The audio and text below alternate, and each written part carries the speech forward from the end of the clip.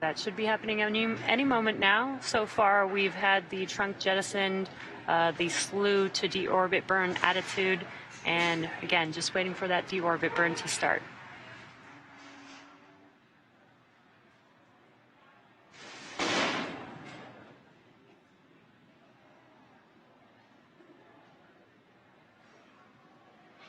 Hearing 10 seconds until the burn begins.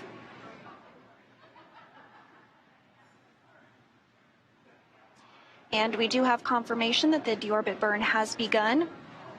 This burn is expected to last about 17 minutes.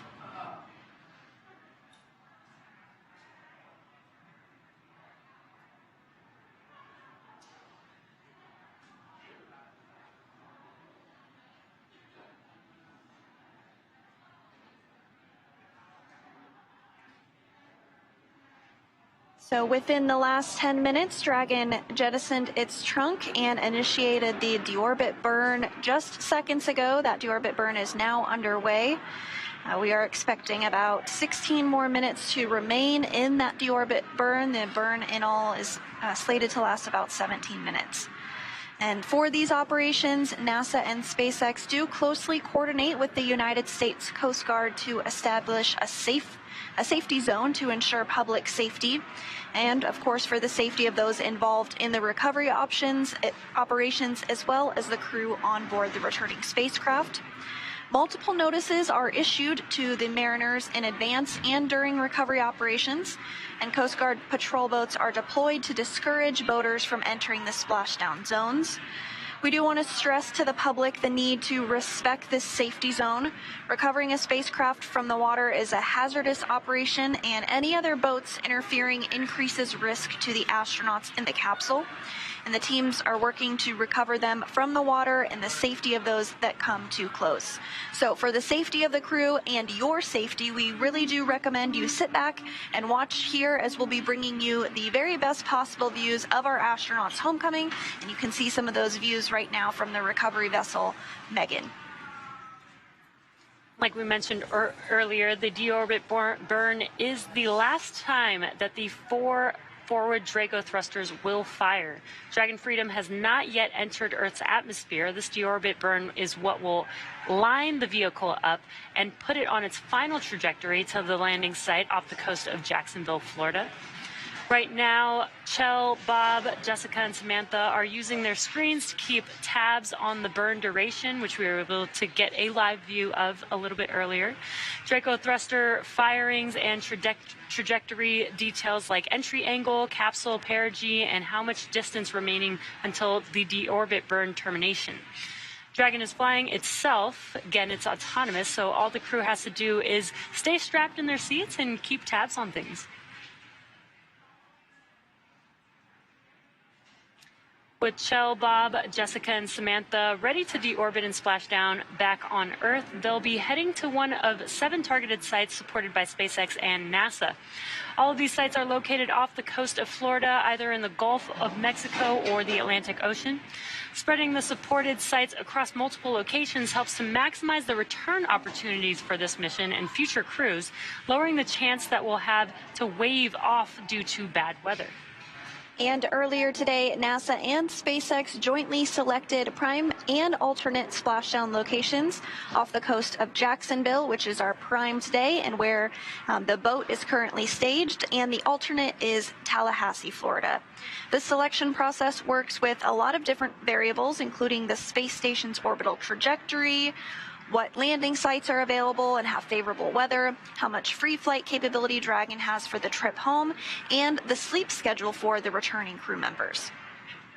We'll start with calculating daily return options based off of the space station's current orbit and Dragon's capabilities to maneuver and line up for re-entry. The time from undocked to landing at the primary site can vary from less than 6 hours to more than 39 hours. Getting home the quickest comes with some obvious benefits, but we always have to make sure that the crew, if properly rested, is properly rested for dynamic operations, preventing us from scheduling 20-plus hour days for them. Trajectory and ballistics experts provide the daily opportunities that would line up Dragon with 7 landing zones and split them into what we call ascending and descending opportunities. Dragon uses its Draco thrusters after leaving station to execute a series of altitude-lowering maneuvers and to line up with the selected primary site. It can also change to different alternate sites while in free flight if sudden weather moves in that we'll need to avoid. And weather is something that we're constantly looking at, making the final call to proceed about 2.5 hours before the crew undocks. So for the Crew 4 return, we looked at a number of weather items. Some of the obvious ones are no rain or chance of lightning in the recovery zone, both for the safety of the crew inside the capsule and the recovery teams on the water. We're also looking for wind speeds less than 15 feet per second or about 10 miles per hour, and relatively calm seas so we can safely execute recovery operations, which includes landing a helicopter on the recovery ship to fly Chell, Bob, Jessica, and Samantha back to Florida. Once Dragon began flying free, we had a number of additional checkpoints to either proceed towards the primary site, head to the alternate, or select a new zone based on real-time weather data. These checks happened all the way up until we're in the final hours before the deorbit burn, which is the last burn in the trip home and commits the Dragon capsule to re-entering the atmosphere. And as we've mentioned, this burn is underway. We are hearing good calls that the burn is proceeding nominally or as expected, which is great news. If you're just now joining, the deorbit burn started just about 6 minutes ago. It's about a 17-minute or just under 17-minute burn. And we are just waiting to hear the call out for when it's complete for a normal burn. And that's what will give us that confirmation for Dragon Freedom. So we are 6 minutes into that burn, as you said. It's about a 17-minute long burn, so we're continuing to progress in that burn, continuing to get good call-outs that everything is going as expected. And so during this deorbit burn, this is the last time that those 4 forward Draco thrusters will fire during this mission. So Freedom has not yet entered the Earth's atmosphere yet. This deorbit burn is really what will line the vehicle up and put it on its final trajectory to the landing site, which of course is off the coast of Jacksonville.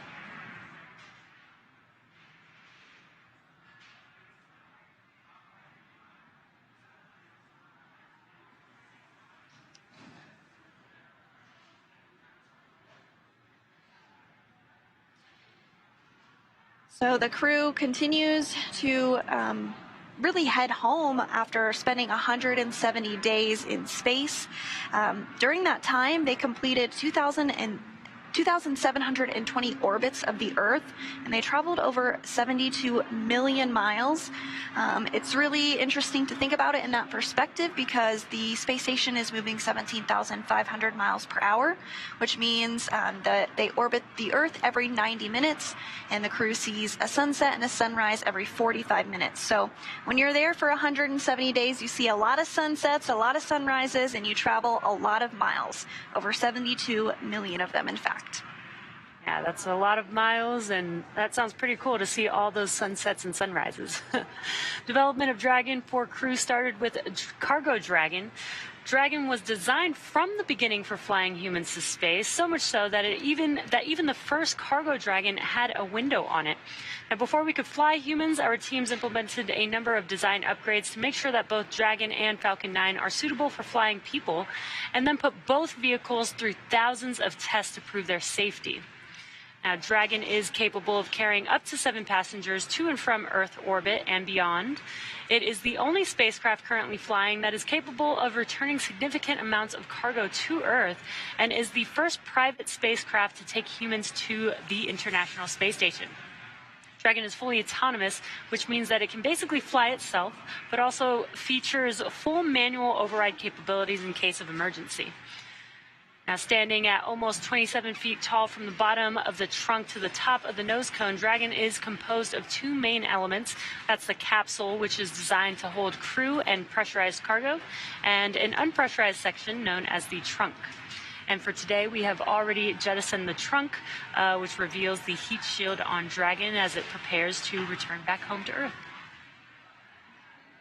And there you can see the 27-foot tall Dragon vehicle. That top part there is called the capsule, and below it with the black and white colors there is the trunk. The black portion of that are solar arrays. And you do also see that nose cone at the very top there.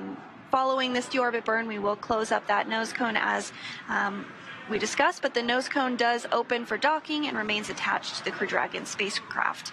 And then it will close here following the deorbit burn. We are over halfway complete with the deorbit burn. We have about 7 minutes remaining, continuing to hear good callouts, everything proceeding as expected in this deorbit burn. If you're just now joining us, the deorbit burn started around 1:01 p.m. Pacific time. It will last about 17 minutes or just under 17 minutes, and we are just waiting to hear the call out for a normal burn, and that will confirm the completion of the deorbit burn for Dragon Freedom. And prior to this deorbit burn, there was a series of other burns that took place. One of those occurred just a short time ago, and that was the propellant wasting burn, or prop wasting burn, and that really is to just get rid of the excess propellant that is not needed for reentry, and it helps the capsule to weigh less ahead of the reentry sequence.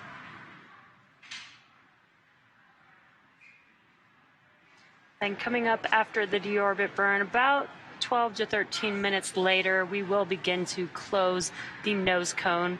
Speaking of, Dragon's previous design, we used to jettison the nose cone, but for reusability purposes, we now keep the nose cone attached. So once we finish the final burn, which is the deorbit burn, we no longer need to use those thrusters, those forward bulkhead thrusters, so we can close the nose cone as it makes its way back down to Earth. And following the completion of the deorbit burn and the nose cone closing, the crew will then begin to re-enter the Earth's atmosphere. There will be a blackout period where we will not be able to communicate back and forth with them. That does last just a few minutes, and that is completely expected. That is happening because the plasma is building up around the vehicle, but the heat shield will do its job and protect the crew throughout that process. And then once the crew has gotten to the other side of the atmosphere, we should have communications back with them, and then we will see the drogue parachutes deploy, then the main parachutes, and then we'll see splashdown just a short time after that. Really, that's just about 40 minutes away from now. We should see the crew splashing down in the ocean. So I'm excited for it. I'm sure the crew's excited for it. But we are nearing the end of this deorbit burn, about 5 minutes remaining in it.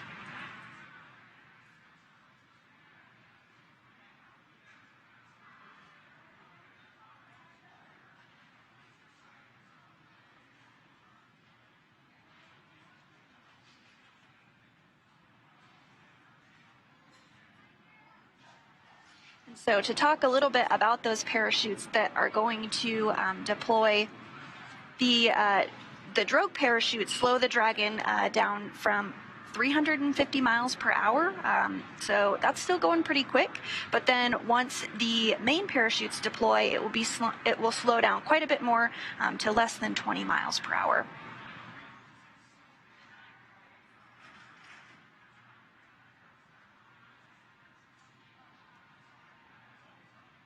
Just about 4 minutes remaining in the deorbit burn.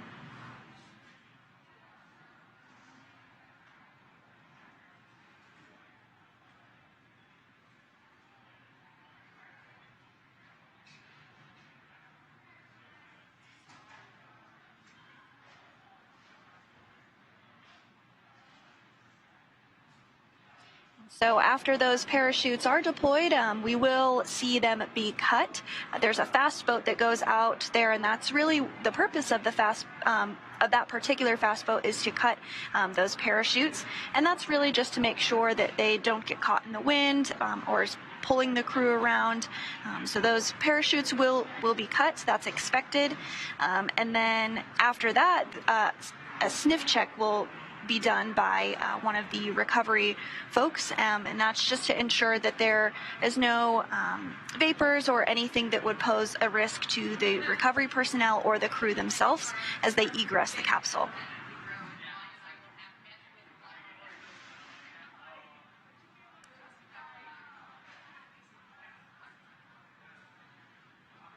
We are just a couple minutes away from the completion of the deorbit burn. We are just waiting for a call out. to confirm that.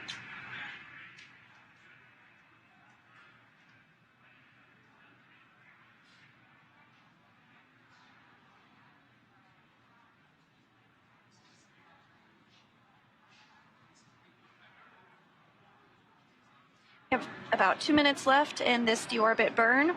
And next up after the deorbit burn will be the nose cone closing. It's very important to close that nose cone because it protects the docking mechanism and some guidance and navigation and control equipment.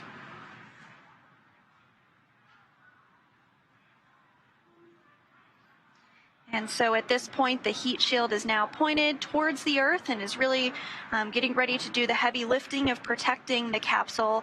And of course, more importantly, the crew inside from the over 3,500 degree Fahrenheit that's going to be exposed to as the Dragon capsule enters the Earth as part of their recovery operations. So that will be coming up here shortly. We have just about a minute remaining in today's deorbit burn.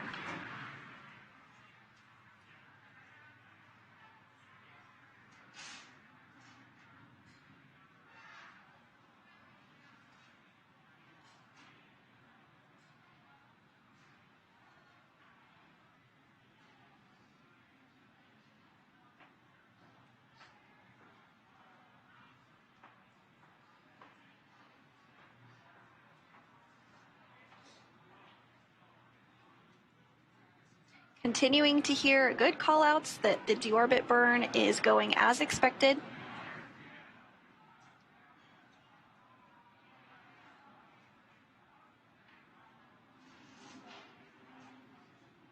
Dragon systems are looking good, and of course the crew is monitoring every step of the way, checking in.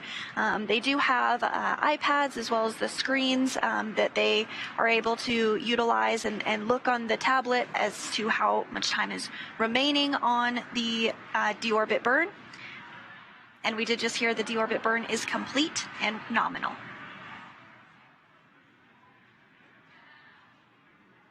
Freedom, SpaceX, deorbit burn complete, performance nominal, nose cone closure is initiated. Freedom copies, nominal, deorbit burn, glad to hear it, and nose cone closure initiated.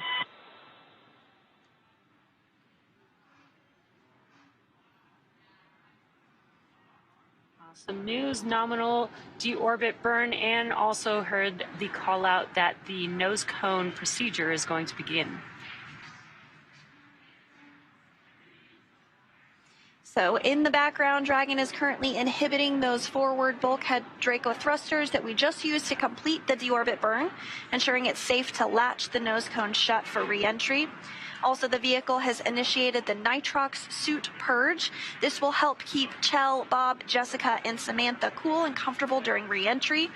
And you do see that nose cone beginning to close here on your screen. At this point, that nose cone is closing and protecting the forward hatch for re-entry. Chell, Bob, Jessica, and Samantha are using their screens, as we mentioned, to monitor the locking of the nose cone, which is done by a set of hooks.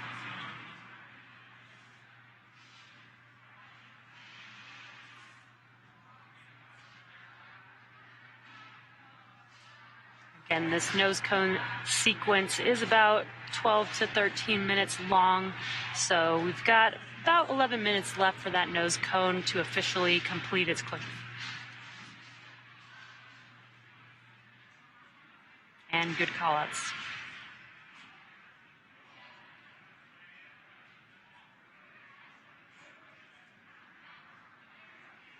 So now we're really just in a waiting period right now before we begin that re-entry period. That's coming up in just a few minutes when the crew themselves will re-enter the Earth's atmosphere.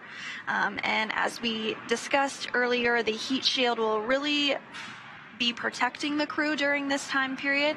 The temperatures can reach 3,500 degrees Fahrenheit, but the heat shield was created to protect the crew during this dynamic operation. And as they enter through the atmosphere, it's really going to slow them down. Right now, they're going a little more than 17,000 miles per hour, but as they re-enter the Earth's atmosphere, once they come out on the other side, they'll be going much slower, and then the parachutes will just continue to slow them down from 350 miles per hour to a little less than 20 at the time that they splash down. And also during re-entry, there will be a period where, that heat builds up around the capsule. There'll be plasma that builds up around the capsule. So there will be a blackout zone, which is normal, lasts about 6 minutes long. And then once we get through that blackout zone, then we'll confirm confirmation with the crew to make sure that they still can communicate with the ground here in mission control.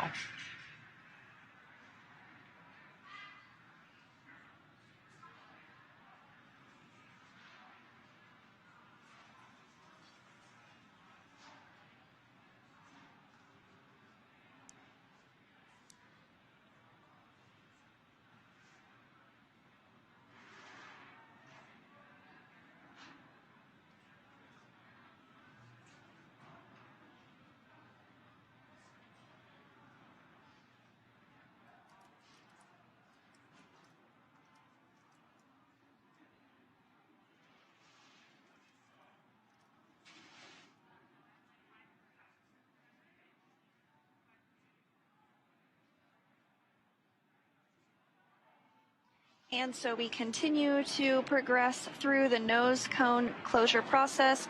At this time, the hooks are closing.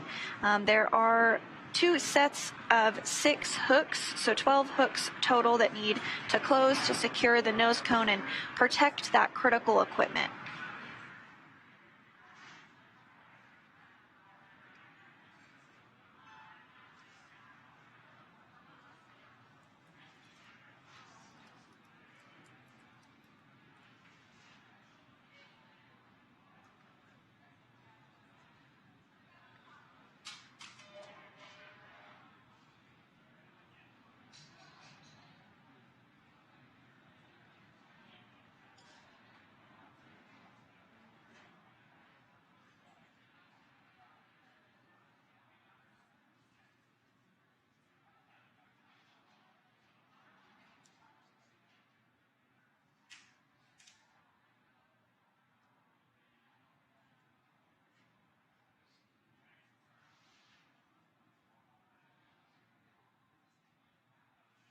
So we are getting a view on the left hand of your screen of mission control in Houston, Texas. That is where our flight controllers and the flight director monitor the International Space Station 24 hours a day, 7 days a week. We have a variety of different console positions that specialize in different parts of the International Space Station, and they all work together as a team to keep the space station flying. It's now been flying for over it's been continuously occupied now for over 20 years. And on board the International Space Station right now are 7 human beings, of course Crew 5 that just arrived last week, as well as 2 Russian cosmonauts and NASA astronaut Frank Rubio, who arrived on a Soyuz vehicle. But with Crew 4 departing earlier today, it brought the population from 11 crew members down to 7, and that will be the complement for the next few months. And we've been keeping the International Space Station pretty busy with NASA crew flights being about every 6 months. So it's been pretty cool to see, a different group of astronauts every 6 months being able to, perform research and science on the International Space Station. And that's a really great point. The International Space Station truly is an orbiting laboratory. Crew 4 contributed to hundreds of science experiments while they were on board the International Space Station. Crew 5 will continue some of those science investigations as well as start new ones. And what I love so much about it is many of those science investigations have direct implications to us here on Earth. If you're interested in learning more about that, you can check out the Benefits for Humanity. The 2020 version was just published here recently, and you can find that on nasa.gov.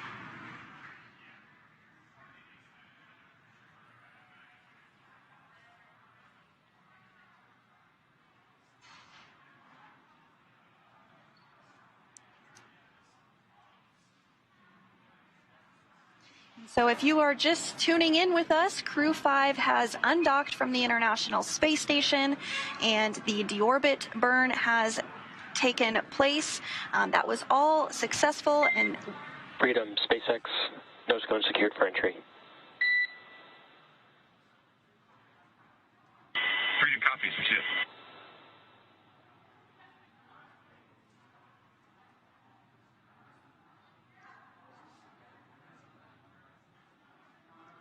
We got some great news. The nose cone sequence is complete, meaning that the nose cone is now officially closed. As we begin the second half of entry, Dragon is now beginning to inject cooled nitrox into the air being delivered to the suits worn by Chell, Bob, Jessica, and Samantha.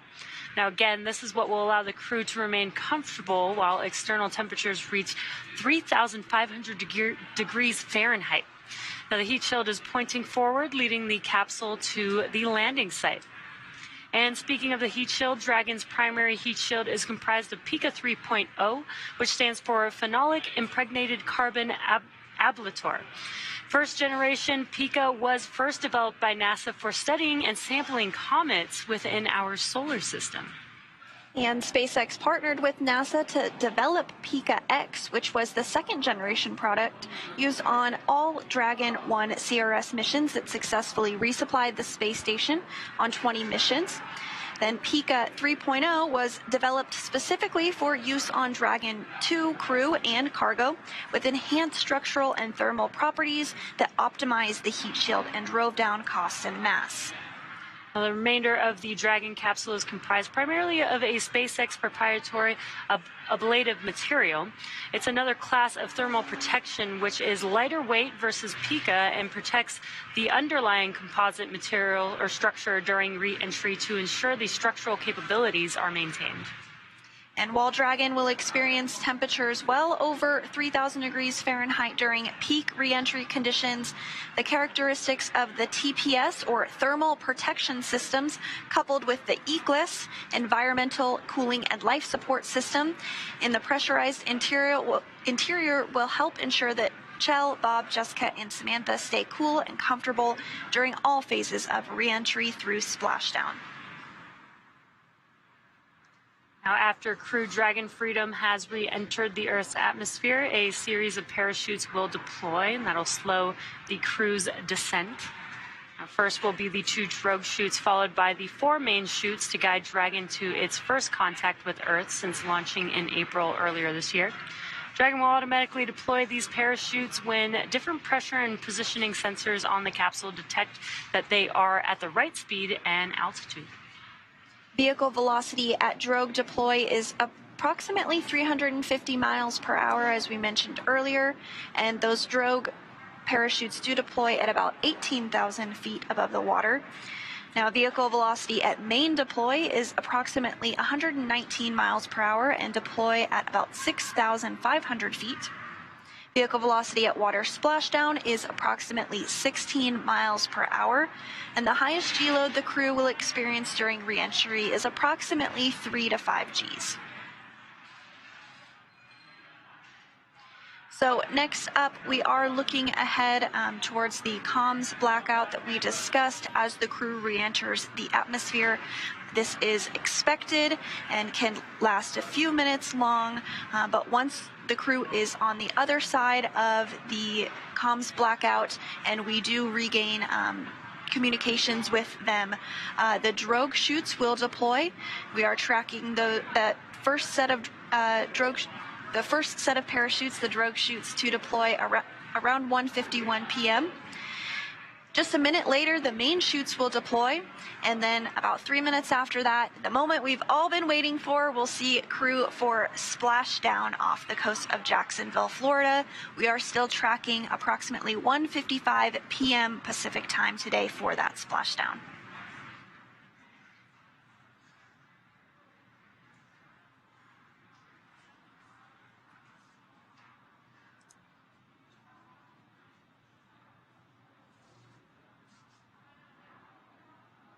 And so at this time, all of the recovery teams are in place. Those fast boats that we were talking about earlier have deployed, and we really are getting ready to bring this crew home. Everything has proceeded as expected with the deorbit burn. The nose cone is now deployed, and the next big milestone that we're looking towards is that communications blackout.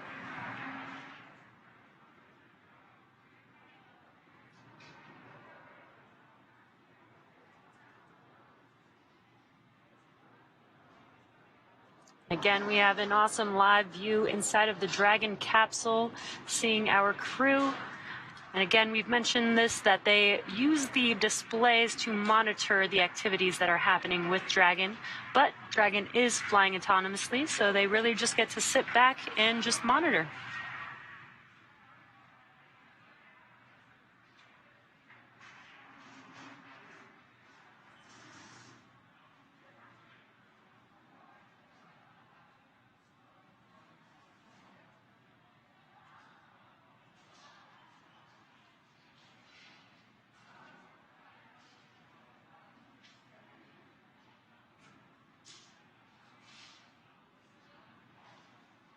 So we did mention that we are looking towards entering a period where we will have a communications blackout with the crew. That is because of the plasma that's building up, because we're using the atmosphere itself to help slow us down. We're going about 17,000 miles an hour, and we do need to slow the crew down before they re-enter the Earth, before they splash down. And as they re-enter the Earth's atmosphere, that will definitely happen. They'll be going about 350 miles per hour once they enter the other side of the atmosphere. And as we said, they'll be going less than 20 miles per hour at the time of splashdown. Freedom, SpaceX for entry briefing. And Freedom, stand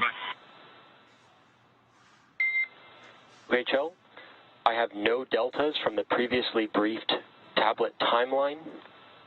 Dragon systems are looking healthy and ready for entry, and we have no updates for splashdown. The recovery team is ready to support, and weather's looking good. How copy? We copy all, Arthur. We're looking forward to splashdown and seeing the recovery forces.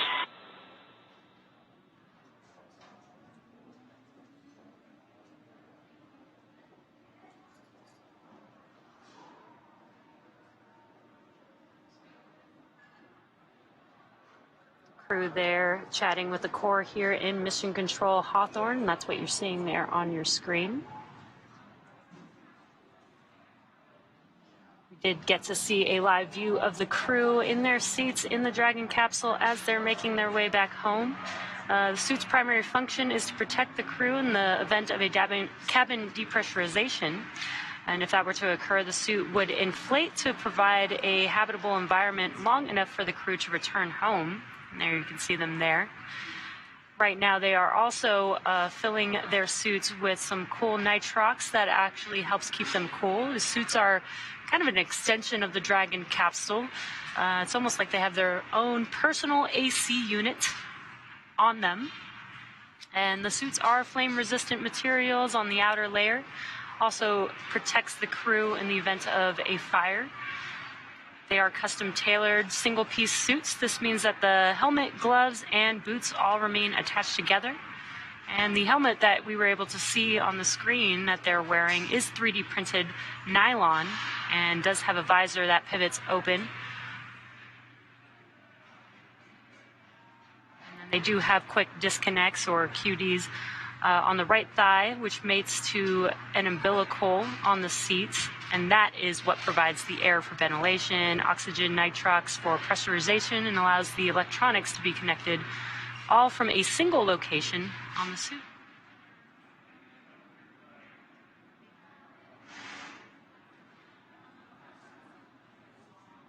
And again, if you're just now joining us, we are live watching Crew 4 return home to planet Earth from the International Space Station.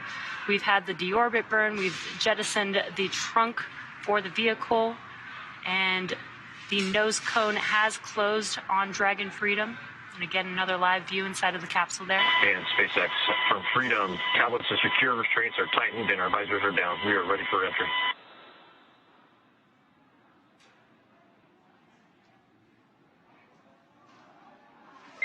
SpaceX copies for tablets, restraints, and visors. Please confirm that tablets are stowed with the loops as provided on the satchels.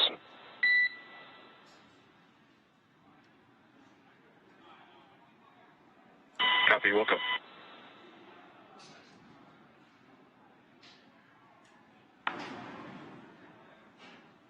So we are now less than 20 minutes away from splashdown, and again we are going to be entering that blackout communication period. But once we are on the other side of that, things will happen pretty quickly.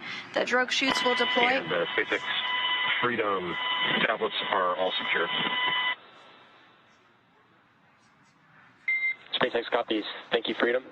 And at this time, we're just over 5 minutes from predicted comm blackout. We will see you on the other side at 2049. Okay, cop from LOS, and we'll see you on the flip side at 2049.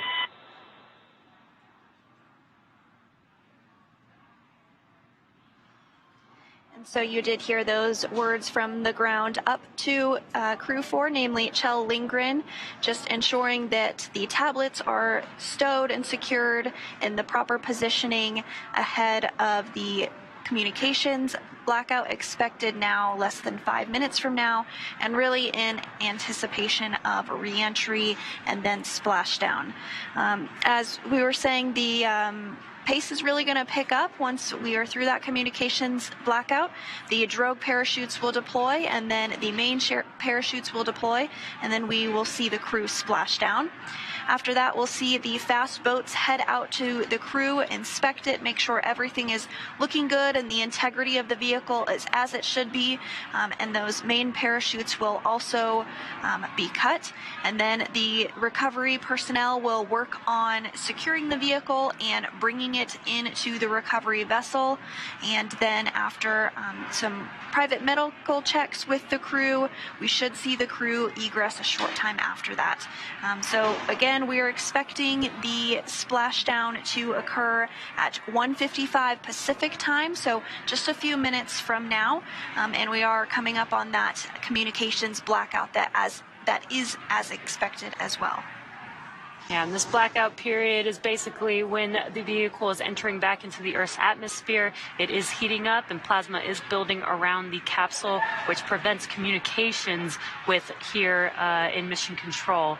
It lasts about 6 minutes. It is nominal, and once we get through that blackout period, we do make sure that the crew can communicate with the ground here in mission control.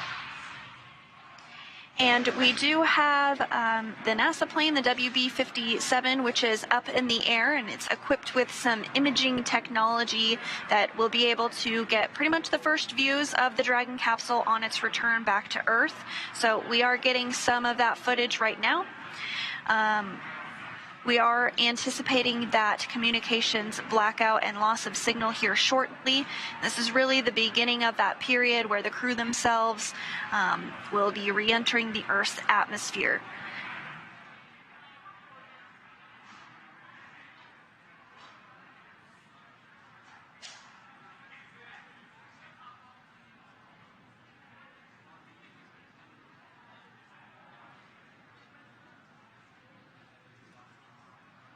And at this time, the Dragon is working through a slewing maneuver, which means that the Dragon is helping to orient itself in the proper orientation ahead of the re-entry of the Earth's atmosphere. Again, we're just a couple of minutes away from that anticipated blackout period.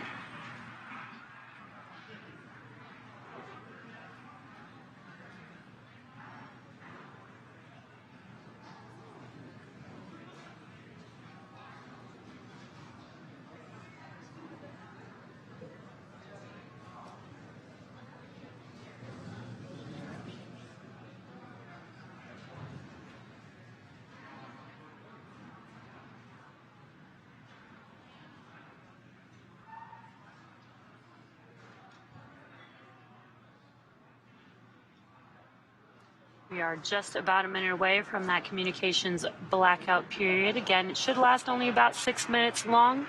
And this is what happens when the vehicle begins to heat up as it's entering back into the Earth's atmosphere and builds up a layer of plasma around the vehicle.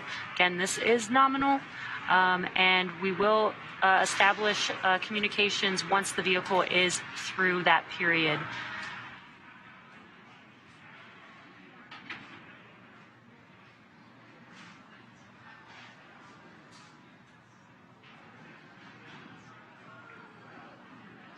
So we are hearing that the Dragon is beginning to hit the Earth's atmosphere here, really at the upper limits of the atmosphere. So that's going to help to slow the vehicle down quite a bit, but we are now seconds away from the anticipated loss of signal.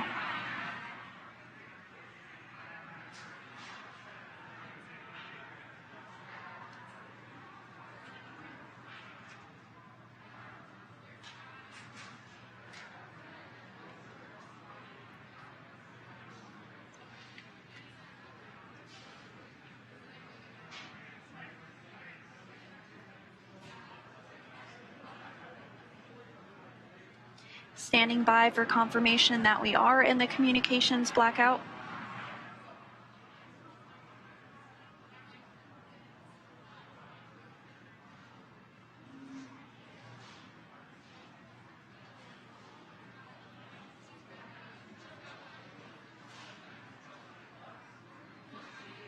And as we await that confirmation, you can see the crowd is starting to grow here in Hawthorne behind the Mission Control Center here.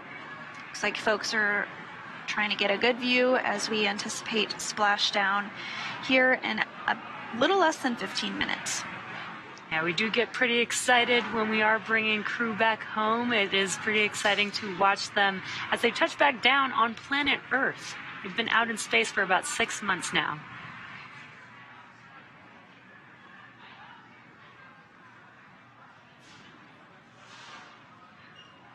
Again, we are currently in the comms blackout period. This is nominal, lasts about 6 minutes. We are just a few minutes away from passing through this blackout period.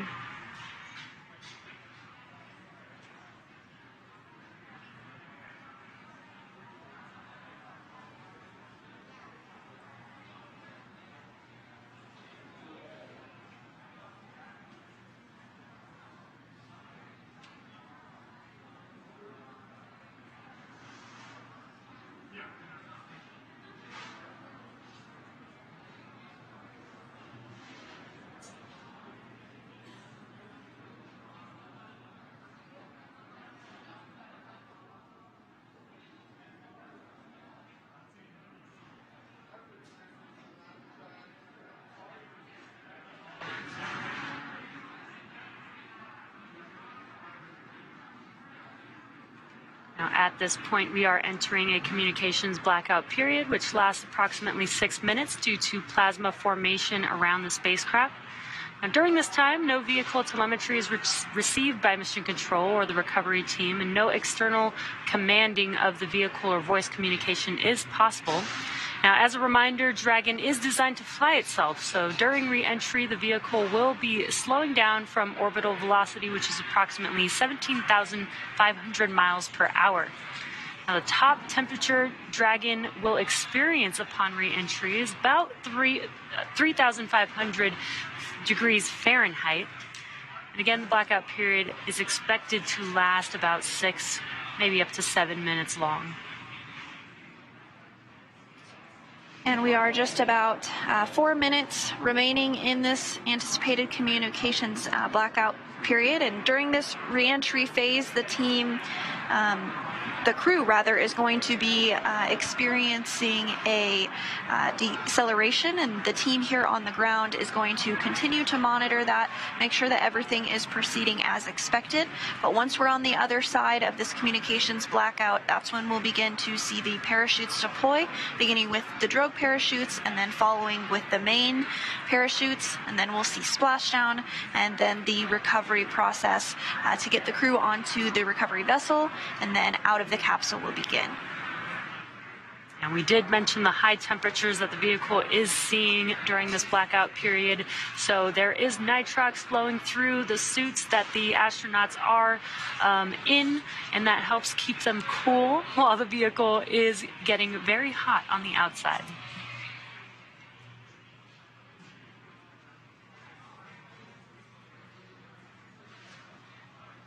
So we are getting our very first views there from the WB-57 of the capsule as it re-enters the Earth's atmosphere.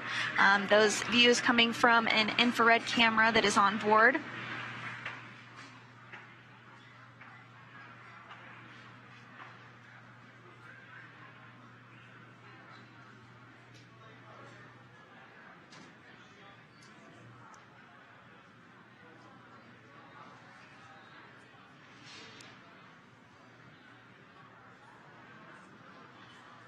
So the team will continue to track Dragon as it re-enters the Earth's atmosphere. We now have about 3 minutes remaining in the blackout period, but again, the WB-57 that is deployed is getting those views of Dragon already. Once the expected blackout period is over, the core here in Mission Control will attempt to establish communications with the crew. So you may hear some call-outs checking in with the crew. And they will make that call out until the crew does respond, which will confirm acquisition of signal.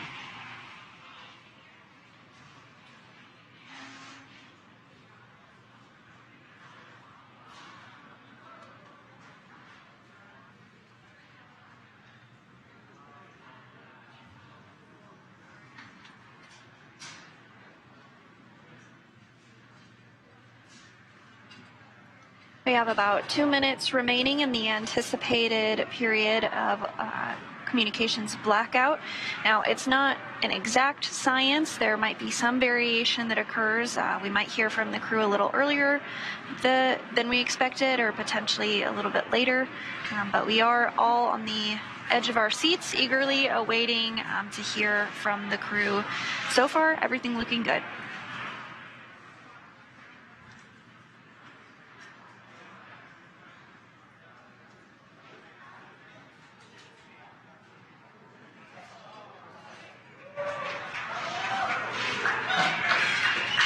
Dragon, SpaceX comm check.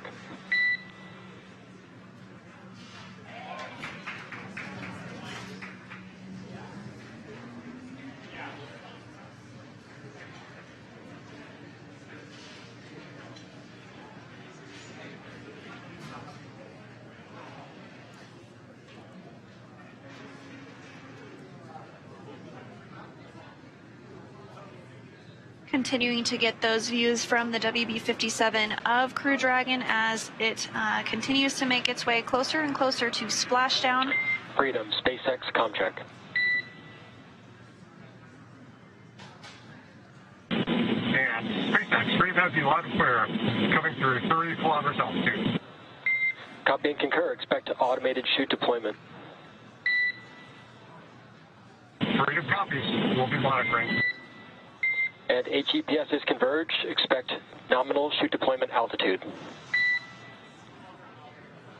Freedom copies. Looking for nominal chute deployment. Well, Jesse, it is absolutely phenomenal to hear from the crew on the other side of that communications blackout period. We are continuing to get these great views from the WB-57 high-altitude aircraft, providing that thermal imagery. We did even see the tail of entry of the vehicle, and it's just absolutely beautiful to see that. So we also heard We did hear a call up to the crew that they are expecting the automated drogue deployment, so we're just standing by for confirmation that Dragon's chutes have deployed.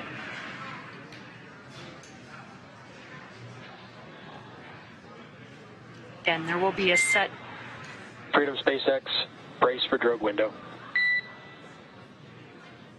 Bracing for drogues. Core here communicating with the crew, giving them a heads up that they should feel the drogue chutes deploying here shortly, followed by the main chutes just about a minute later.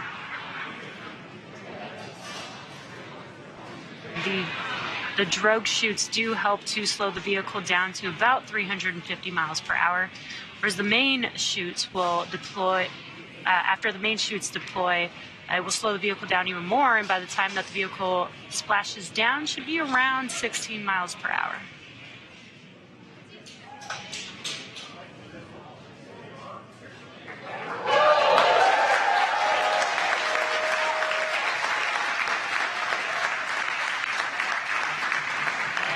Those drogue chutes, and you can hear the crowd here very excited to see them deploy.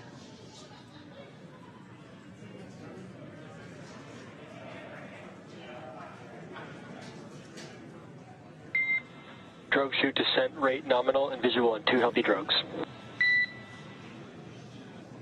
Freedom copies.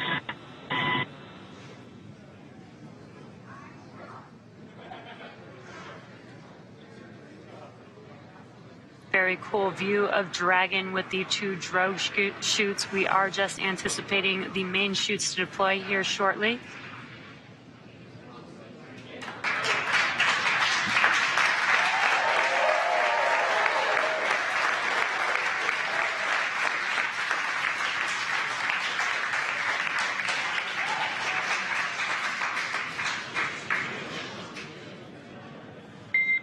Main chute descent rate nominal, visual on 4 healthy mains.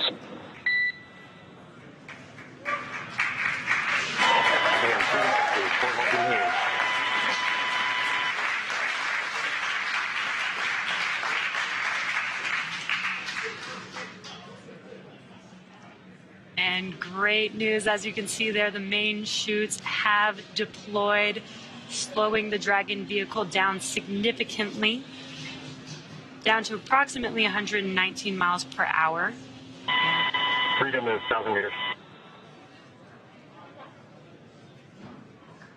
Copy 1,000.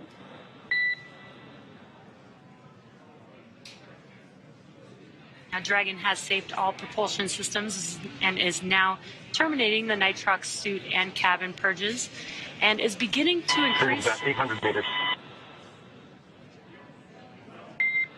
Copy 800. Dragon is beginning to increase pressure in preparation for landing. And the mission control team here in Hawthorne is reporting the precise landing coordinates to the recovery team. So we did get that confirmation on the main chutes. 600. The crew is now 600 meters away from splashing down. We do expect splashdown in about 2 minutes from now.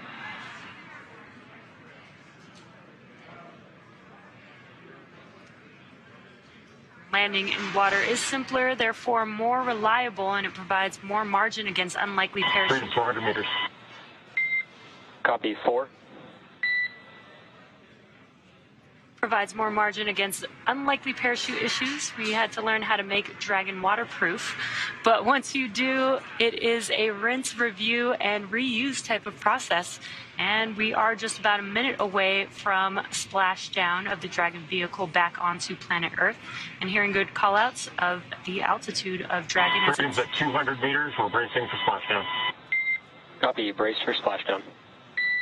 And again, that descent rate is as expected here. Pretty soon we should be able to see the view of the ocean come into view as Crew Dragon Freedom with 4 astronauts on board prepares to splash down after spending 170 days in space after launching on April 27th.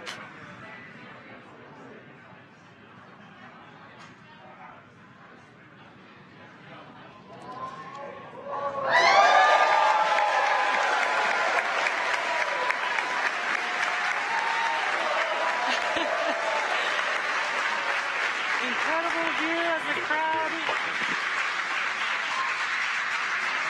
crowd goes wild for Crew 4.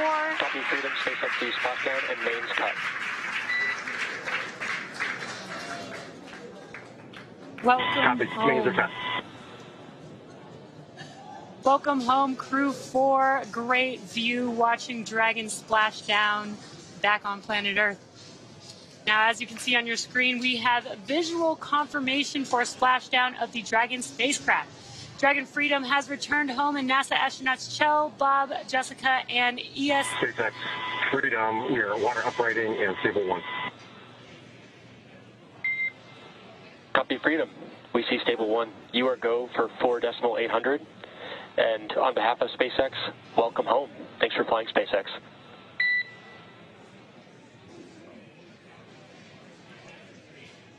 And SpaceX from Freedom, thank you for an incredible ride up to orbit and an incredible ride home. Glad to be back.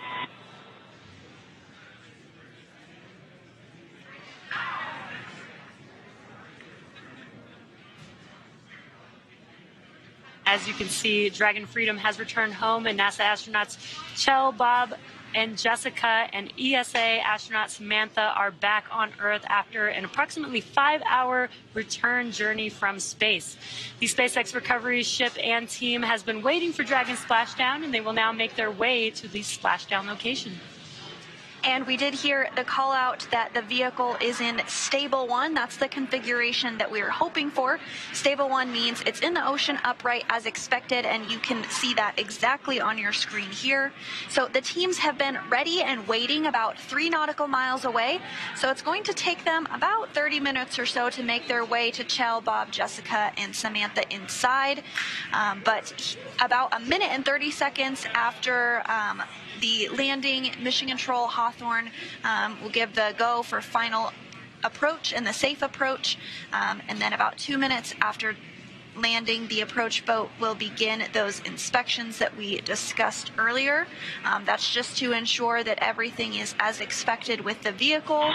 X-Dragon, complete with waiting for...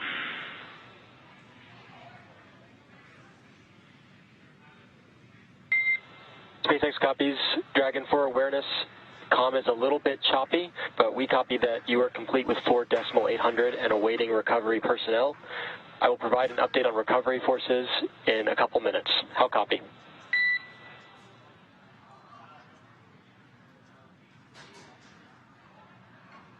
Standing by.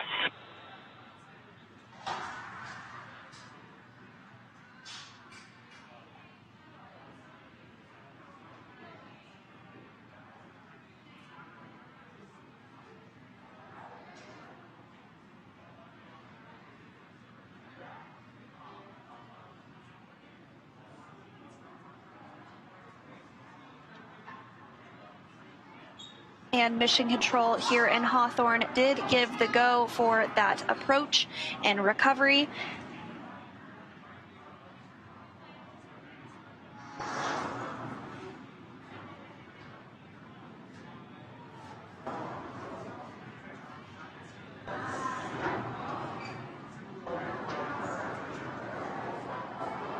And so here shortly, we should be able to get some views of the fast boats as they approach the Dragon Freedom with the crew still on board.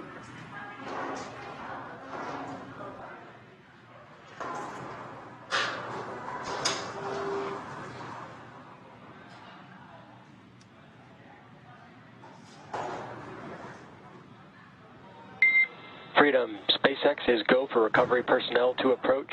Expect personnel alongside within the next couple minutes.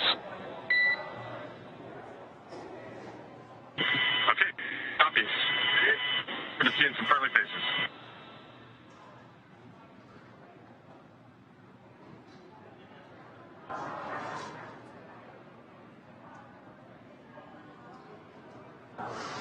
And there you are getting a view of those fast boats as they approach the vehicle. They will essentially be doing some safety checks, making sure that all the ordnances and hypergalls are not present or in the area immediately around the vehicle. And they'll also perform an inspection of the capsule itself to make sure that integrity-wise it is looking good. You are seeing that very first fast boat approach the vehicle there. And they really want to do these inspections to make sure that everything is looking good before they do hoist it up into the recovery vessel. So it will take a little bit of time before we do see the crew egress or exit the capsule.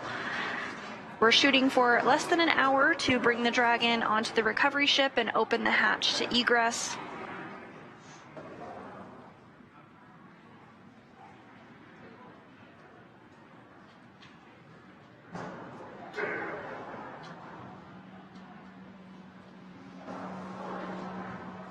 Once these checkouts are complete, you'll see a member of the recovery team actually climb on board the capsule. Freedom SpaceX for camera configuration. And go SpaceX. We are looking for permission to come on board via the display camera view only.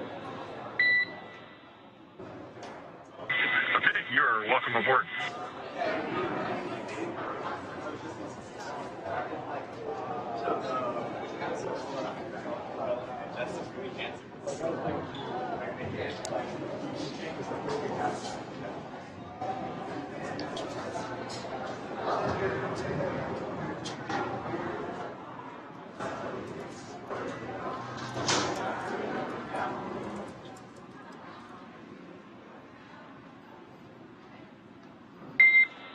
And Freedom, we are back on board with the display cam. Recovery personnel are all alongside. Okay, copy all. Thank you.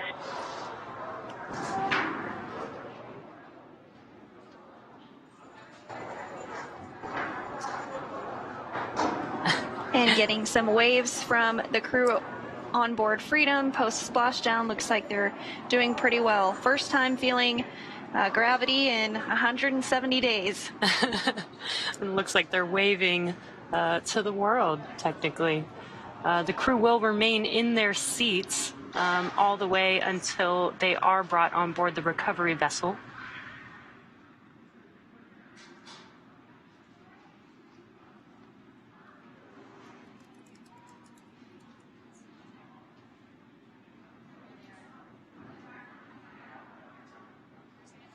Now, we do expect to hear some words from NASA's Brandy Dean, who is actually on the recovery ship and was able to witness the reentry and splashdown of Crew Dragon Freedom. Brandy, if you're able to hear us, can you tell us a little bit about what it was like to witness 4 humans return to Earth after their mission aboard the International Space Station?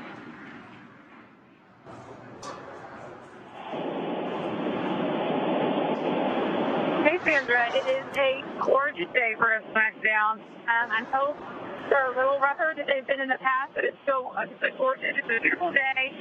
Watching the capsule down, the parachutes were just throwing the sun behind them. It was gorgeous. And so we are now underway and making our way towards the team here on the boat was so excited. There were cheers. We heard the double fun room as it re-entered and got to see it, the drone chute and then landed. Something make its way down. So it's been a really great day so far. We're looking forward to seeing the crew here on board the ship. That's wonderful to hear, Brandy. Can you tell us a little bit about what the crew is doing and is done to prepare for this moment from your perspective as you've been on the recovery vessel?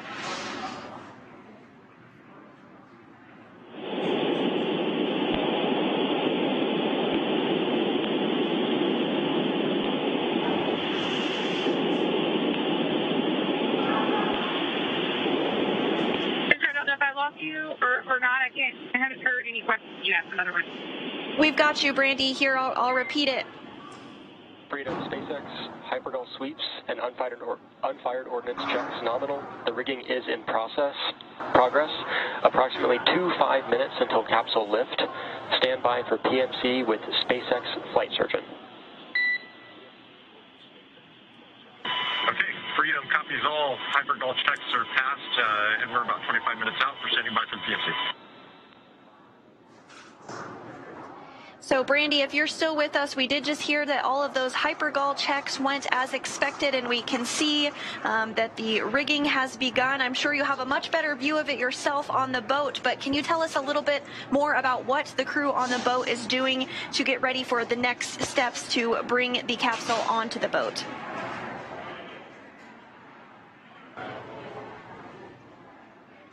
And it sounds like we may have lost Brandy. They are out at sea, so communications can be a bit spotty. We might be able to join back with her a bit later, but you are seeing right now someone on the capsule. They are doing what is called rigging.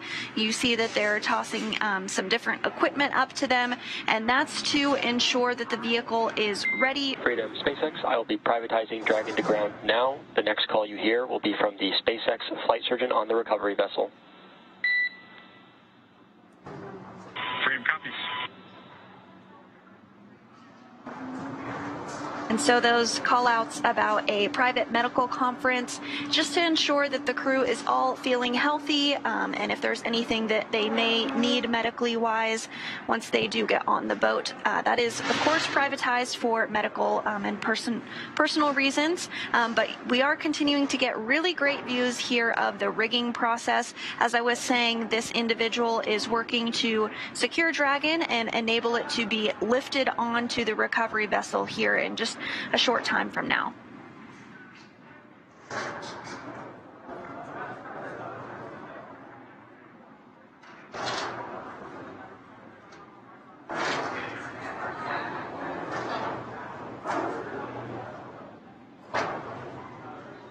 And so once this process is complete, the next steps will be to hoist up Dragon and place it onto the boat, onto the platform. And then that platform itself will be moved so that the crew can egress a short time after that.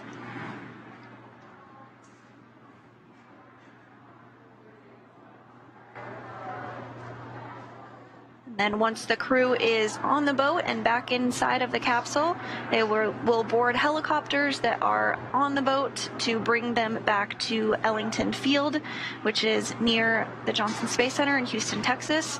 And then they will bring European Space Agency astronaut Samantha Cristoforetti back to Europe.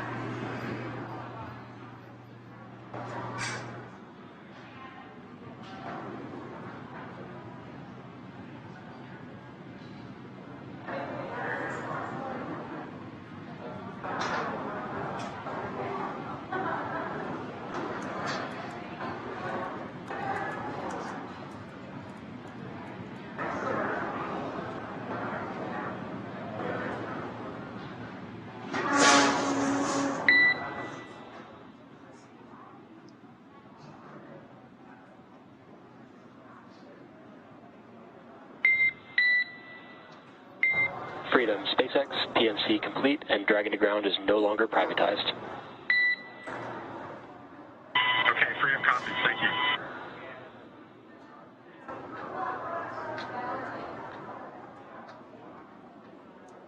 And it sounds like we do have Brandy back with us. So Brandy, if you can hear us, can you tell us a little bit about what the crew on the vessel is doing to prepare for the capsule to be placed onto the boat? We did see the rigging that was taking place, but I'm sure you have a much better view from your perspective.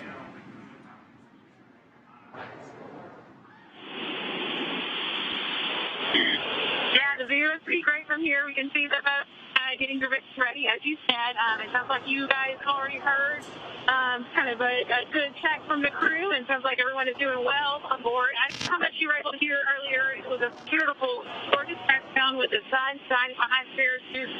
So everyone here is really excited to be getting the crew back on board here in the next few minutes. The ship left around the time of undocking today, and then the NASA and ESA teams joined up by a few hours later. So since then, it's been getting the medical room ready. It's still down, and it's going to be really comfortable for the crew. It's been just a little time there, just as long as it takes for the crew to feel kind of work up to making the helicopter ride back to dry land.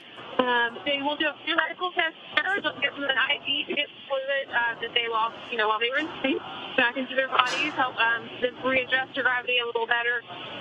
Just do regular medical checkouts, and that sort of thing. And then when they get back to Jacksonville, that's when the fun really starts with the scientific tests that are things, a number of things, including tests that will kind of talk a little bit more about what to expect when we are sending crews to the moon and Mars. They'll do things like having them step up downstairs and see how they're able to handle that, having been in space for several months, and get on the ground, pretend like they've fallen, and try to get back up. Things like that will really help us be sure that we're ready when we're sending crews to different dry land in the future. And then from there, they'll get on planes, go back to Houston. They will spend at least a night, or the Americans will spend at least a night in crew quarters at Johnson Space Center to make sure they're doing well before they jump right into their recovery period of medical tests, scientific tests, and a lot of exercise to get them reconditioned and used to life back in gravity again. Meanwhile, Samantha will be going back to Europe. She'll leave pretty much right away once they get back to Houston. Thank you so much, Brandy, for that insight and sharing your firsthand experience of what it was like to witness splashdown from the recovery vessel. We really appreciate you taking the time to speak with us, but we'll let you get back to it and enjoy your time out there.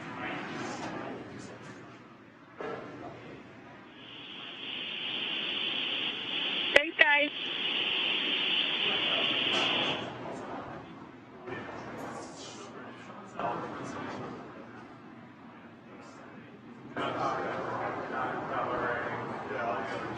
And as recovery procedures continue as expected, we did have a splashdown that occurred at 1:55 p.m. Pacific time this afternoon, and you do see a wonderful photo on the left hand of your screen of that splashdown with the main parachutes all deployed. Really the moment that Crew Dragon Freedom touched Earth again for the first time in 170 days.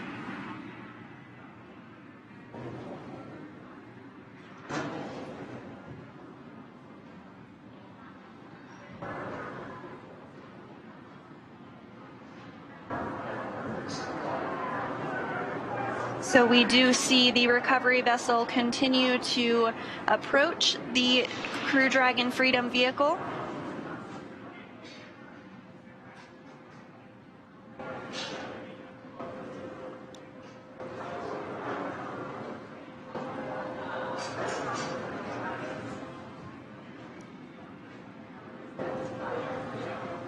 You are seeing on your screen a live view inside of the Dragon capsule with our crew patiently waiting in their seats. They will remain harnessed into their seats until the hatch is actually opened on the Dragon vehicle.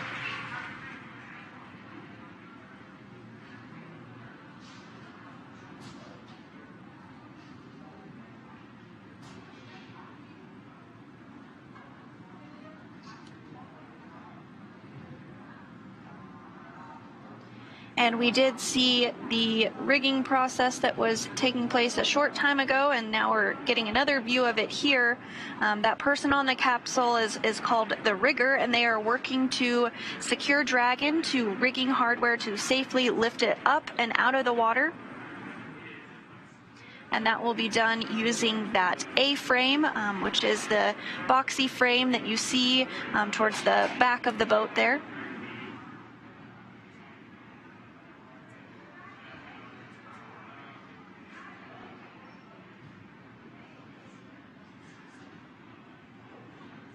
We are getting some pretty great views with this being in the daytime.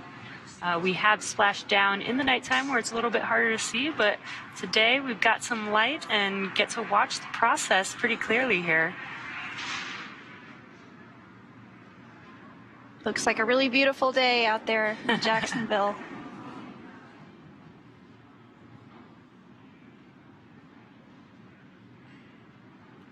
Now, I am hoping that we will have the chance to see the rigger jump off of the vehicle. That's always one of my favorite parts.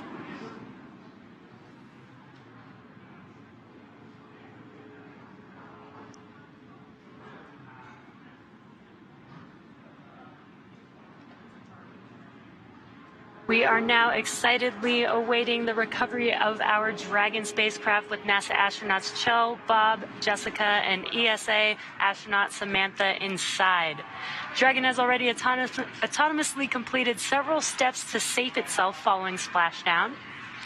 Now, for those of you just joining us, the mission has gone smoothly so far. Dragon successfully splashed down in the Atlantic Ocean off the coast of Jacksonville, Florida at 1:55 p.m. Pacific time. Approximately 5 hours before splashdown, Dragon autonomously undocked from the International Space Station and completed a series of departure burns. The trunk was then jettisoned, and the final burn, the deorbit burn, was completed to place Dragon on a trajectory toward Jacksonville, Florida. Dragon successfully re-entered the Earth's atmosphere, followed by deployment of its parachutes to slow the spacecraft down to a gentle splashdown. And we saw that moments ago, just a few minutes ago, rather, and we had really gorgeous views of it. So we're now following the final part of Chell, Bob, Jessica, and Samantha's journey as Dragon is going to be lifted out of the water and placed on the recovery boat. Upon detection of landing, Dragon autonomously releases the main chutes to prevent wind from pulling the spacecraft. Dragon then automatically safes any pyrotechnics still present on the vehicle and may automatically perform additional minor system reconfigurations. The astronauts remain seated and in their seats and in their suits as well at this point, but the onboard air conditioning keeps temperatures in check inside of the spacecraft, and the communication systems on board remain powered so that the crew can continue to communicate. And we did see that motion of the A-frame as it was getting ready to lift the capsule up and out of the water. Now, SpaceX does have 2 fast boats in the recovery fleet, which have moved to the splashdown point already. They were followed by the main recovery vessel, which is really getting ready to lift the vehicle now at this point.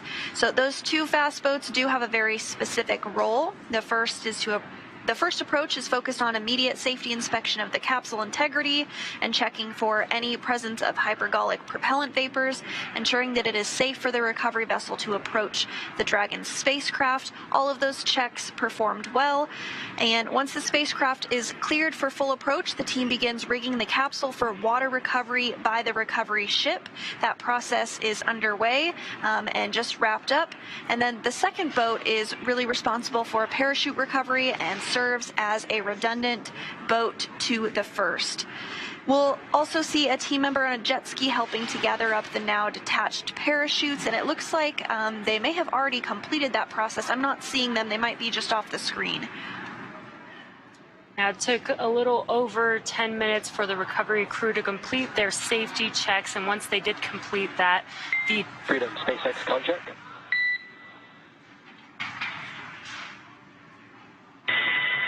SpaceX, Freedom has you loud and clear. Rigging is complete. Please brace for capsule lift. Copy that. Bracing for capsule lift. Great news. All preparations for rigging have been completed with that confirmation of the comms there. So we should see Dragon start to lift out of the water here in just a few seconds.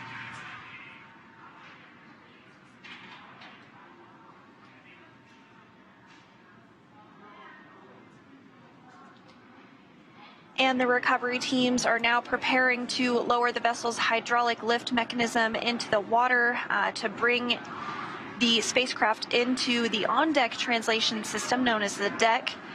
Dragon will remain known as the nest, and Dragon will remain in this nest during the crew extraction and then for the journey back into port. So here momentarily we will see the capsule being lifted and set on the nest. It will then be centered and oriented and then translated into the hangar underneath the helipad aboard the ship so that we can open up the hatch. And once open, a SpaceX medical doctor will be the first one to check in on Chell, Bob, Jessica, and Samantha and see if they are ready for egress or getting out. And you see that motion underway now as Dragon is lifted into the nest.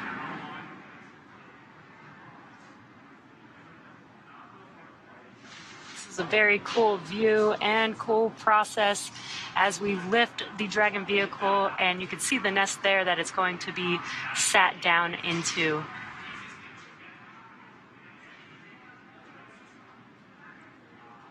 While Dragon's top hatch is used to connect to the space station, the astronauts will egress from the Dragon's side hatch, pending capsule orientation in the water. Now, before opening the hatch, the spacecraft's cabin pressure must be equalized with the outside environment. Once the hatch is opened, that will be the crew's first breath of fresh air since boarding Dragon at the start of their mission back in April. So it is important to note that Chell, Bob, Jessica, and Samantha will be getting some assistance from the recovery team while they are exiting the capsule. This is the same process for any returning long-duration crew members, as returning to a gravity environment can wreak havoc with our vestibular system responsible for maintaining balance and motion. And of course, safety is always our #1 priority. So you'll see Chell, Bob, Jessica, and Samantha helped out of the capsule and assisted the few feet to the medical quarters aboard the boat. And if you've ever watched crews return on a Soyuz mission, this is the same process as when astronauts are carried from the capsule to waiting chairs and then carried to a waiting medical tent. So it looks like we are getting views now of Dragon in the nest, successfully lifted up out of the water. And so once the crew egresses the capsule, this is a period where any time-critical cargo can also be recovered from the spacecraft, with the remainder waiting. Freedom, SpaceX, welcome aboard the recovery vessel. Recovery personnel are going to be completing final checks and stand by for translation to the egress platform. Freedom copies.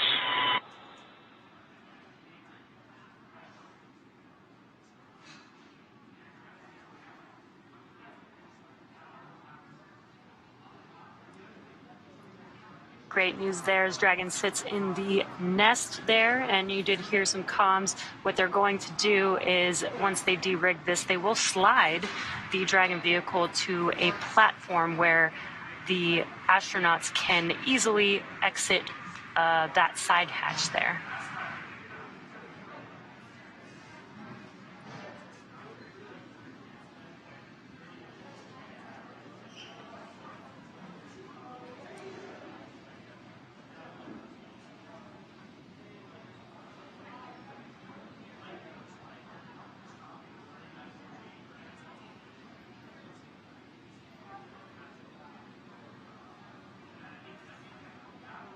And for those of you that might be just joining us, we did have Crew 4 successfully undock from the International Space Station just about 5 hours ago, and they splashed down at 1:55 p.m. Pacific time.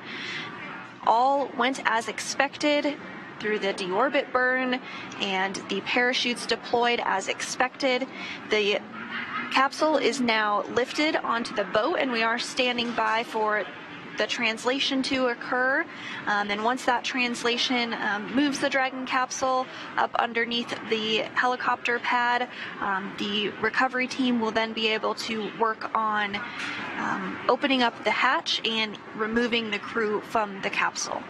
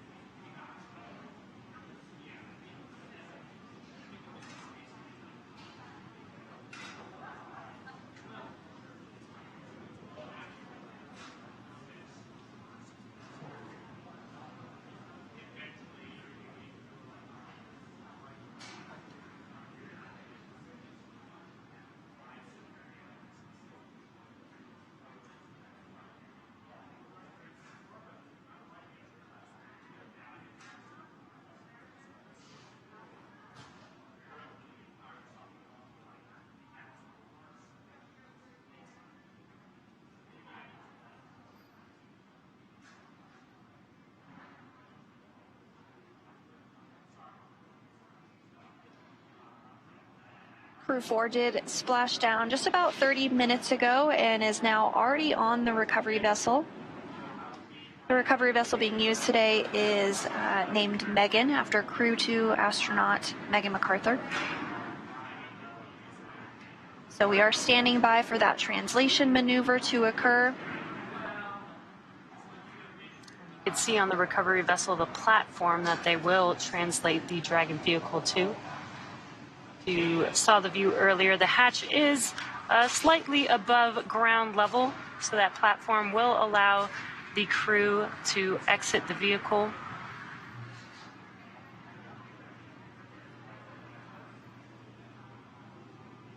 Again, if you are just now joining us, the Crew 4 crew is now back on planet Earth. They are still inside of their seats and suits inside of that Dragon capsule that you see there on your screen.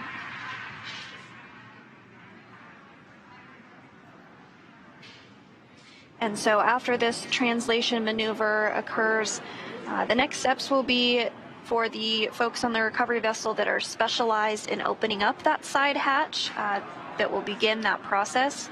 Now, we have mentioned that we do have medical doctors on board that will help take care of the crew after the hatch opening and will conduct a series of initial checks before they are flown by helicopter back to shore. The recovery vessel, as you can imagine, takes quite a bit of time to get out into the splashdown zone, so the crew is flown off of the vehicle on helicopters and then take aircraft and fly back home to Houston for our 3 NASA astronauts on board, and then for our ESA astronaut on board, Samantha Cristoforetti, she'll head back to Europe.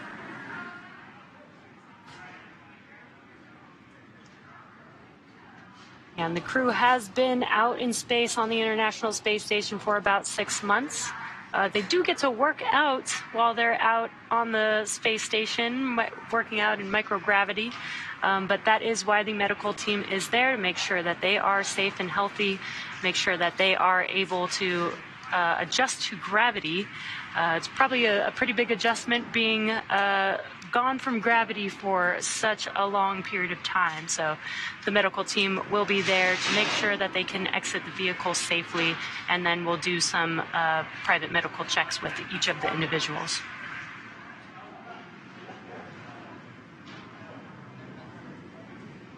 And I'm loving these views here of the recovery vessel.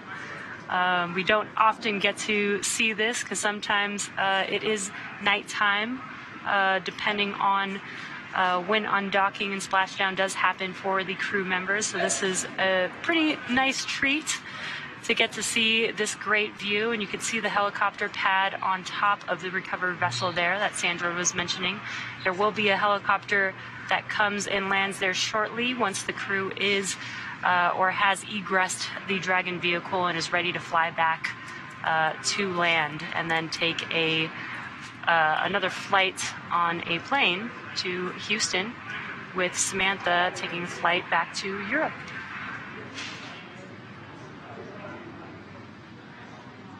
And it looks like we are seeing that translation maneuver underway.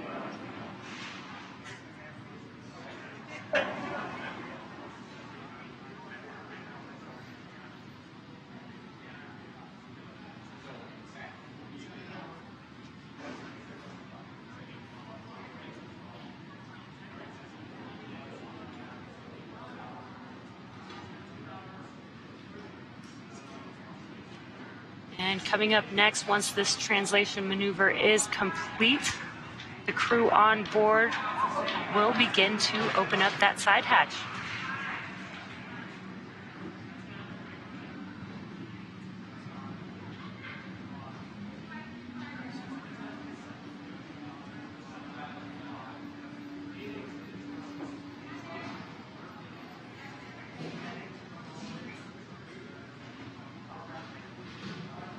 And as you can see from this view inside Crew Dragon Freedom, it looks like the crew does have their visors. It's kind of hard to tell from this angle if they're up or down, but when they egress from the capsule, we do expect those visors to be up. It'll be their first breath of fresh air in 170 days since they launched back in April.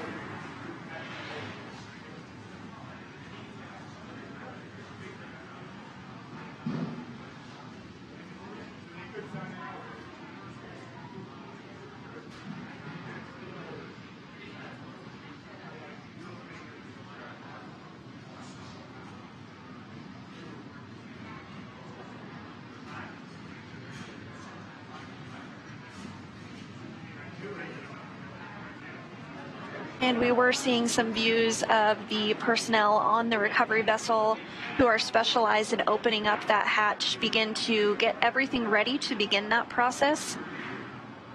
So we do expect hatch opening to come just a short time from now.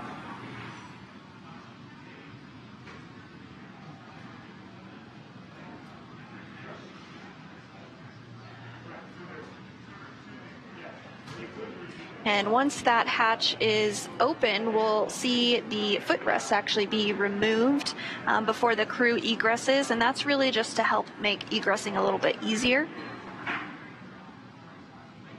And now a great view on the left of the crew that's still inside Freedom, but not for long. And on the right-hand side is the recovery vessel. You can see the Crew Dragon Freedom tucked underneath the helicopter pad there after that translation maneuver, which occurred just a couple of minutes ago.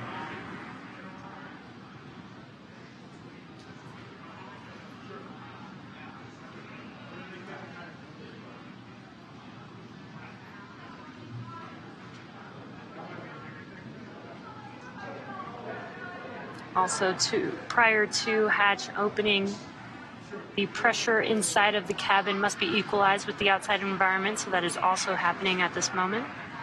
Up and Freedom, SpaceX, side hatch open.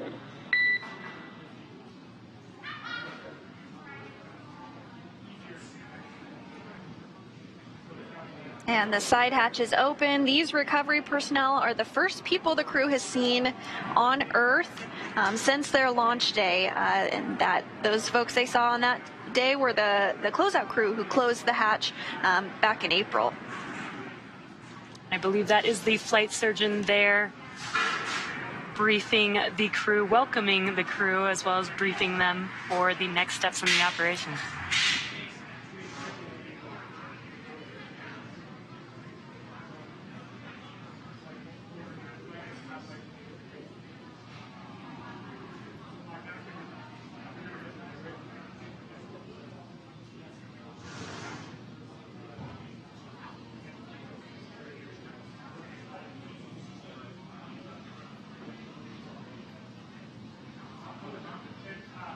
Now that the side hatch is open, the recovery personnel are going to work to remove those footrests, and then after that we should see the crew begin to egress the capsule.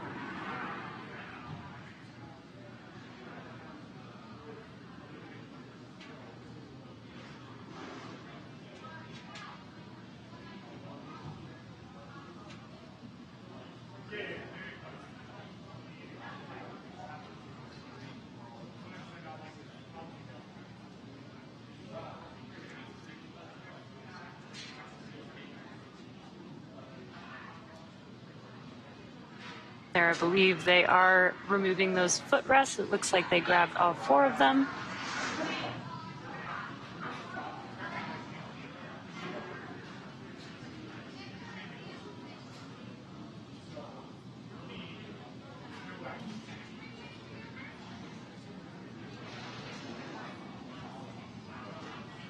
Some smiles, thumbs up. Looks like they're feeling pretty good. So we are standing by for the egress of Crew 4. They will exit the capsule one at a time. And also getting a nice welcome home photo in.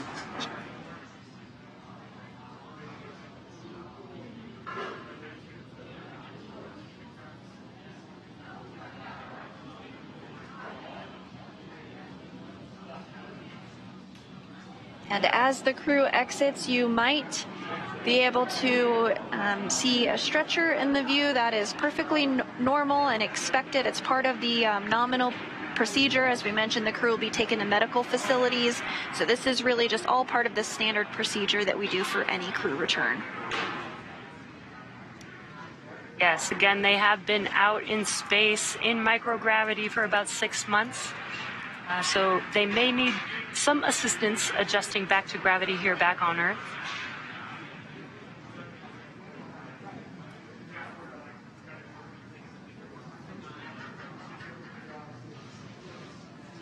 So I did hear that there's a special guest on board looking to welcome crew 4 back to Earth. In fact, it's the namesake for the vessel that they are on. NASA astronaut Megan MacArthur there in your screen with on the left of your screen. In the hat, you can have a view of her here on the left of your screen here. She's, I'm sure, looking forward to welcoming the crew back to Earth. That's really awesome to have her on board, especially the vessel that they named, that we named after her. Absolutely. So it looks like they're continuing to remove those footrests ahead of egress.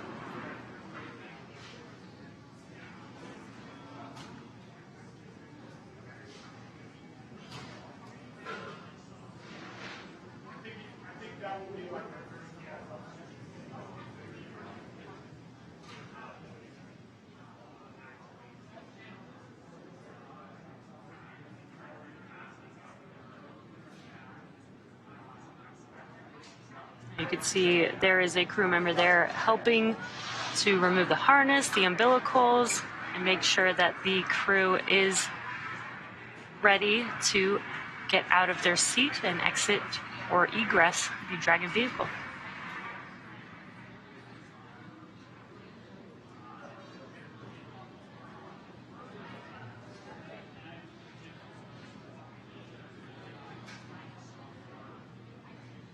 And once the crew does egress, they'll take part in those medical checks, and then after that they will board helicopters where they will fly back to shore, at which point they will board a plane and fly back to the Ellington Airport just outside of the Johnson Space Center in Houston.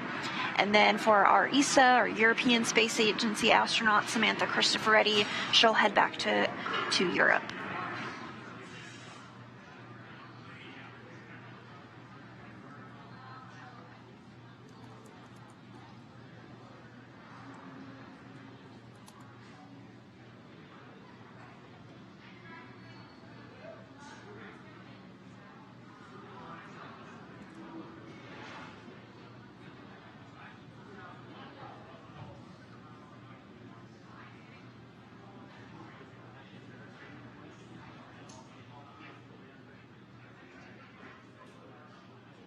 And so from this view over the shoulder of the crew, kind of looking behind the crew, from left to right, we can't see her right now, but on the farthest left is European Space Agency astronaut Samantha Cristoforetti. And then in the view on the left of your screen is the commander of Crew Dragon Freedom, NASA astronaut Kjell Lindgren. To his right, which we can see on our screen, is NASA astronaut Bob Hines. And then to his right, again, we can't see her just yet, but we will in a moment here once they egress, is NASA astronaut Jessica Watkins. Now, this was the first flight for Bob Hines and Jessica Watkins. Both Samantha and Kjell had flown previously.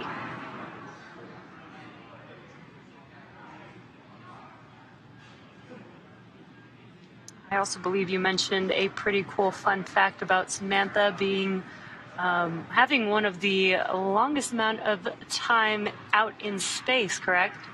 Yeah, that's right. So Samantha Cristoforetti now is second in the running for longest space flight by any woman.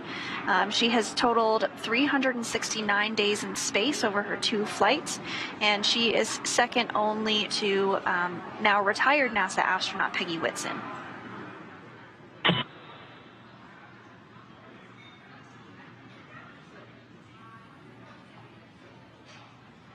Looks like the first to exit their seat is pilot Bob Hines.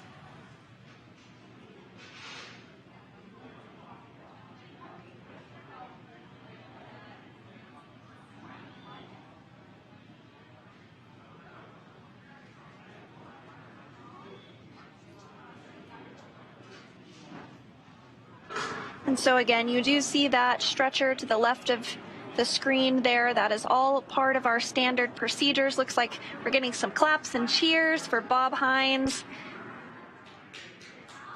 First out of Crew Dragon Freedom.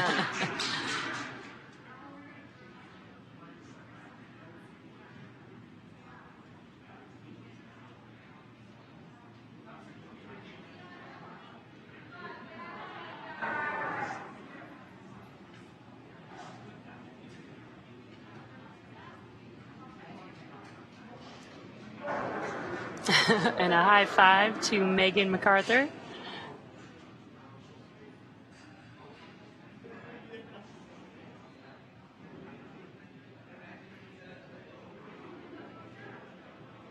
And so as we just saw, Bob Hines was the very first to exit or egress the capsule. He spent a total of 170 days in space. This was his very first space flight. And it looks like next up we will have the commander, Kjell Lindgren, who will exit the capsule.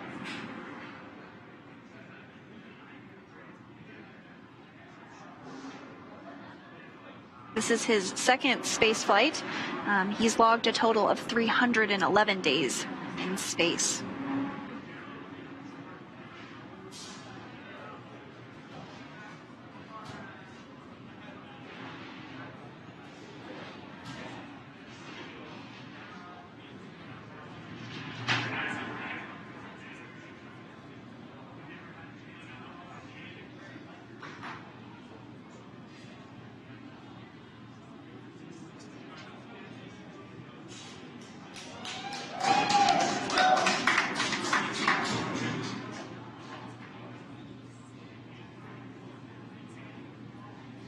And Kjell Lindgren is now outside of Crew Dragon Freedom.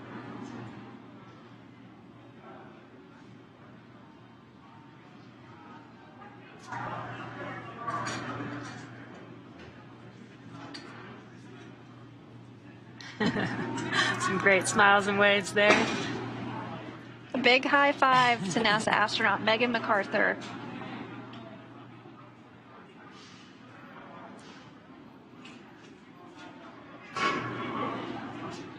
Recovery personnel now working to get Jessica Watkins ready to egress.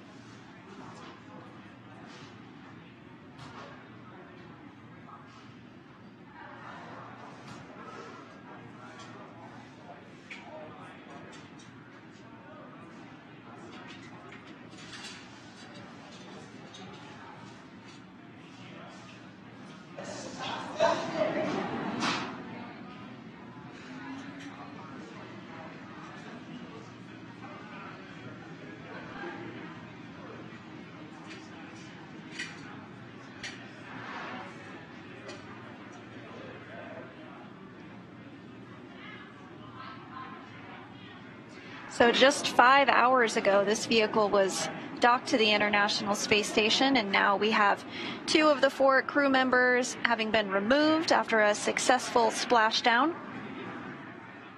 We are standing by for another first-time flyer, Jessica Watkins, as she is egressed from the capsule.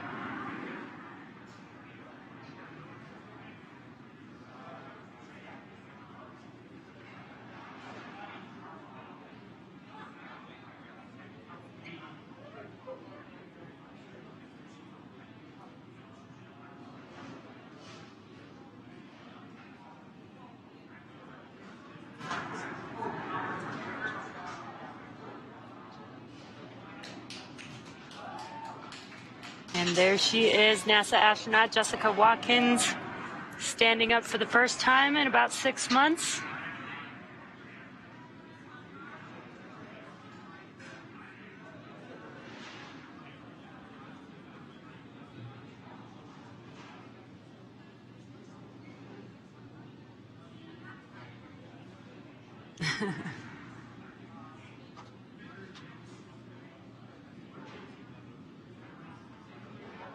And the final crew member that will be removed is European Space Agency astronaut Samantha Cristoforetti. who after this mission has logged 369 days in space over her 2 flights, which again, that does make her the second on the all-time list for most days in space by a woman. And that is second to NASA's Peggy Whitson, who logged 665 days in space over her 3 space flights.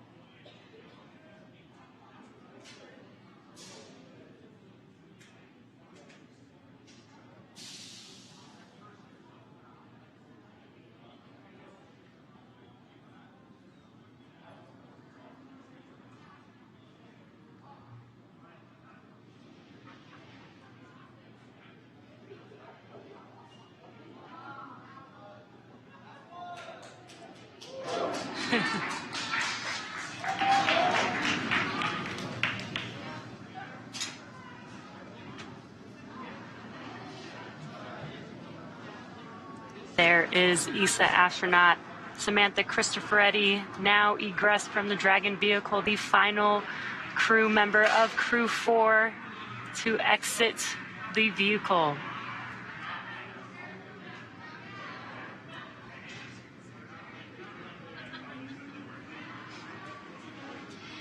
Well, now that Kjell Lindgren, Bob Hines, Jessica Watkins, and Samantha Cristoforetti are safely back home on Earth and getting checked out by the NASA medical team, we're going to wrap up our live coverage of the return.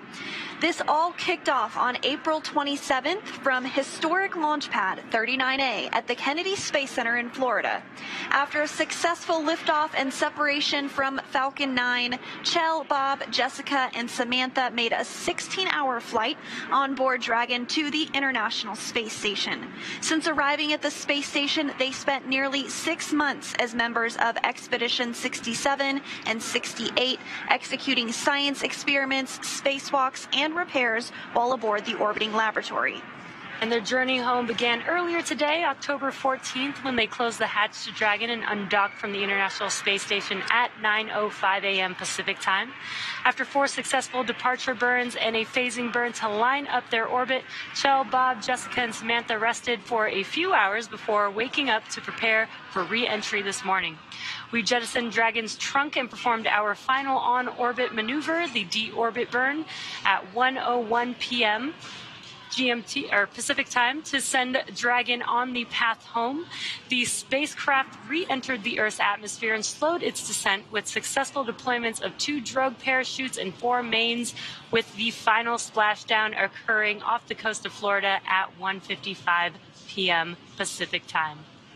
Now, following that successful splashdown, we saw SpaceX recovery experts move in and prepare Dragon Freedom for its lift onto the recovery vessel.